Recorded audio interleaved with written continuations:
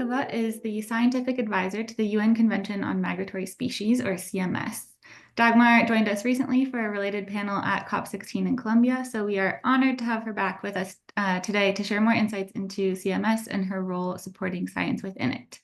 So yeah, I think it's good that my presentation comes after the one from CBD because it's connected to it. So I will speak about CMS, Convention on Migratory Species, and what it is, about the synergies with the Montreal Global Biodiversity Framework.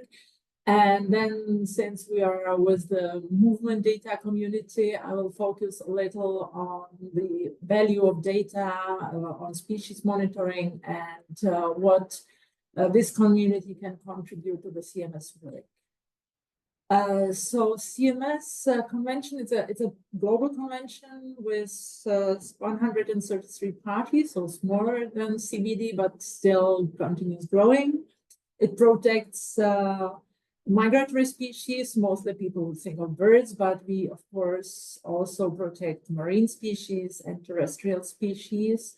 Through the species are listed in appendices, and there are different obligations for species listed in Appendix 1 when there is a ban of taking animals from the wild, and for Appendix 2 species, conventions under the Framework Convention, CMS, there are agreements or memoranda being introduced to facilitate cooperation between parties on international coordination of conservation, because as you see from the map, the species move really long distances, and we need to ensure that they are protected across their range. We work with lots of partners and many of you in implementation. With respect to synergies between CMS and CBD, they are, of course, strong because we both focus on protecting species and their habitats. So at the side of CMS, there is a decision by our last conference of parties, which is the highest body of the convention, which always decides on its program of work and activities for 3 years. The last meeting was in 2024, last year in Samarkand, and one of the many decisions adopted was about engagement with CBD and GBF. This is based on analysis of the targets and decisions, which show that, of course, GBF is relevant, and what we do will contribute to implementing the GBF. Now, let me speak a bit more about the Samarkand Strategic Plan of Action for Migratory Species. So this is one of the documents adopted again by COP14 last year, in the form of a resolution, and it's a strategic document which will provide a guidance to our work until 2032. We have seen the targets under the GBF. So here you can see those headline targets, which then, of course, have this is the goals actually, and they are then split into targets for the CMS. So they are targeted on conservation status of migratory species, protection of their habitats, threats affecting them, knowledge and data, again, an important goal, and then governance and synergies with other frameworks. We have seen the targets, so there is a mapping in the resolution 14.1 about how the CMS targets align with those in GBF. So just a few examples. There is a GBF target to manage areas to reduce biodiversity loss, which goes really well with targets 3.2, our strategic plan, which is aiming at reducing mortality of migratory species. or also with specific decisions or resolutions. One of them is the one on infrastructure development.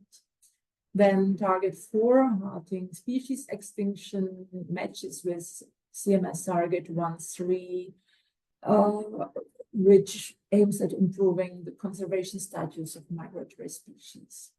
And finally, the last of the examples, but there is much more, the one to protect ecosystems and habitats is also present in the CMS strategic plan. And there is a target to protect all important habitats and manage and restore them. So how to implement these targets? We have seen that they're aligned well, but of course the risk is fragmentation of efforts. So working in parallel and not together. In this respect, we see the NBSAPs, the National Biodiversity Strategies and Action Plans, as a key tool to reach joint effort, or to bring the most to the joint effort. Yeah, and during the regional and sub-regional dialogues on NBSAPs, it has been acknowledged that there is a huge potential of facilitating synergies with not only CMS, but all multilateral environmental agreements. There are, of course, challenges. The NBSAPs require coordination. They require resources, not only financial, but also human, technical. And there are different processes in the agreements. There are different cycles starting at different points. So bringing this together, it's challenging. We have analyzed those updated NBSAPs, which have been submitted by COP16. And of those 20 revised, which we have noticed by then, 10 actually mentioned CMS. Either specific actions to implement the convention or a general commitment. So let's hope CMS or migratory species are contained or reflected in all of them, either with or without mentioning the convention as such. Of course, further support to the process of updating and implementing NBSAPs is needed, and to ensure that also the objectives of the specific conventions are taken on board. What are the major areas where the synergies can happen or should be promoted under NBSAPs or in implementing the conventions? I would like to mention 4 of them. It's ecological connectivity, which is a core aspect of conservation of nature. It's just the basis of functioning of ecosystems, and we are really pleased that habitat conservation is an important part of GBF, and it's also a big focus of CMS. Recently, in IPBES, there has been a process launched to develop an assessment of spatial planning and ecological connectivity. So we also hope that important guidance will come from that process. We also work, of course, on species conservation, so developing measures to prevent extinction of species and to make any use or trade sustainable. With respect to climate change, we already see impacts of it on migratory species, and the efforts are to understand and address these impacts. Actually, we are holding a workshop in February. It's a technical workshop for a closed community of experts on climate change, which should hopefully develop some recommendations for next steps. And the final area to mention is pollution, which no need to mention is having wide impacts on wildlife. So this is where we see the most important synergies, even though there are, of course, many more areas. Now we have heard about indicators, and under the CMS strategy, we still need to develop these indicators, which will take into account what has been done in CBD, but of course they will have to reflect the reality of CMS and the specific situation of migratory species. But in general, for any monitoring and assessment of conservation status, we need data. And the data are the key resource for assessing conservation status of species and designing measures, be it protected areas or for migratory species, specifically removing barriers through migration or developing infrastructure which is not harmful to the species, and addressing other threats. With this in mind, I would like to mention an important tool the CMS is developing, which is the Atlas on Animal Migration. It's a tool which brings a lot of scientific data and transforms them into a tool which is understandable and useful for policymakers. It's a process which has started already a decade ago, and so far 4 modules have been developed. I will just run quickly through them because we are running out of time. But the oldest one started in 2019 is the Atlas for Migratory Mammals in Central Asian region, which is now being put into an online version and is going to be launched this year. There is a marine turtle breeding atlas. It's online, developed with support from Australia and containing data on marine turtles.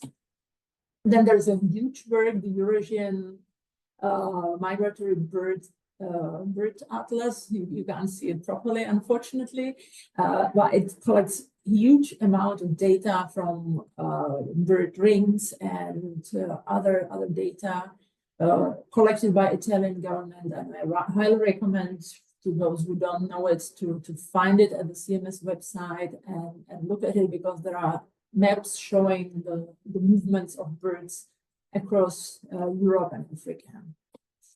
And finally, the Atlas of Ungulate Migration, which has been launched by Guillaume and CMS in 2024. And you see at the map the populations of ungulates which are mapped so far. Again, it's an interactive tool and you can find a lot of information there. Again, all these atlases are available at the CMS website. In the end of my presentation, I would like to share some thoughts about how we can work with partners and how you can get involved. What is needed is really information and data, and this is what many of you are working on. So please do share with us information and the data which you have.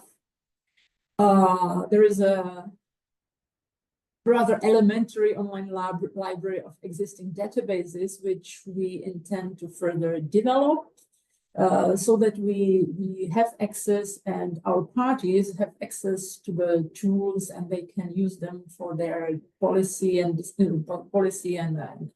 programming exercises.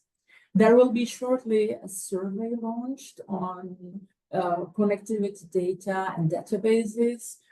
So we hope to join you this survey and share information about the databases which you are holding and which are of interest to CMS. Then, if you want to get more actively involved in just sharing information, there is a number of working groups, actually, not only the one on infrastructure, but this one is most relevant. There is also a working group on connectivity and other relevant working groups. And the working group on infrastructure is looking into different threats to migratory species linked to infrastructure. So it's looking into methodologies and criteria for definition of critical habitat and looking into impacts of linear infrastructure and how the strategic or just the environmental impact assessment could be improved to take these threats for migratory species into account. And finally, there is a lot you can do in your work to help migrate or conserve migratory species without actually being involved directly in CMS work, and NV-subs again come here. If you are involved in the processes or implementation, think about migratory species. You can support development of connectivity plans or impact assessment to make sure that migratory species are considered when drafting these documents. There is a need for guidelines and advice on impacts of infrastructure on migratory species. This includes, for example, the design of animal passes or spatial planning processes. You can always get involved in workshops, and I very much appreciate this webinar, which is a very good example on how to reach out to interested colleagues. And I think this is it. Thank you very much for inviting me, and hope this was interesting. Wonderful. Thank you so much, Dagmar. I love those calls to action for the community.